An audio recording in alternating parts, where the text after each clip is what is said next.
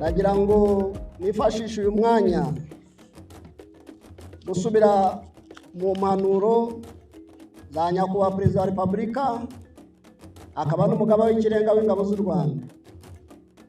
Ejo bundi tariki 27 mu kigo cyacu cya Gabiro Combat Training Center yari yaje kuganirira urubyiruko, abantu bangana namwe ndetse abandi murusha imyaka, ariko n'urubyiruko rw'u Rwanda.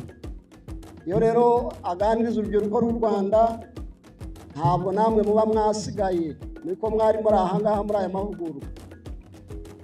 Mu mpanuro rero yatanze twe tugira ihame, icyo nyakubahwa Perezida wa Repubulika yavuze twebwe cyose tugifata nk'ihame, nk'itegeko, tudafite na kimwe dukuyemo, tukubahiriza izo mpanuro yaduhaye.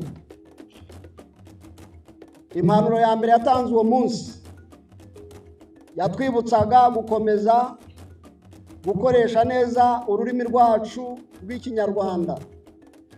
Impanuro ya kabiri yongera ngo iratureba no kurusha izindi zose, yavuze ko buri gihe tuzajya duhora twiteguye kuba dufite intambwe irenze imwe ku mwanzi wacu cyangwa kuba twigimba.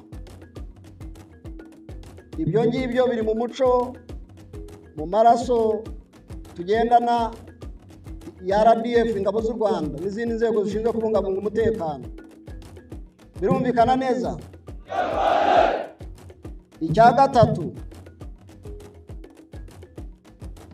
yavuze ko ku banzi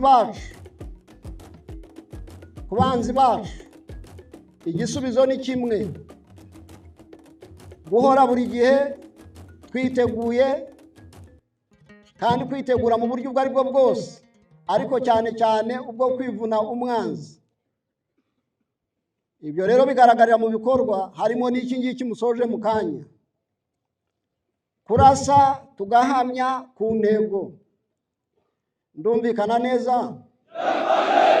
Ikindi nyakubahwa Perezida wa Repubulika yatubwiye, anaburira ruriya rubyiruko namwe muri mwo, nuko buri gihe tujya twirinda ibyo twita umurengwe.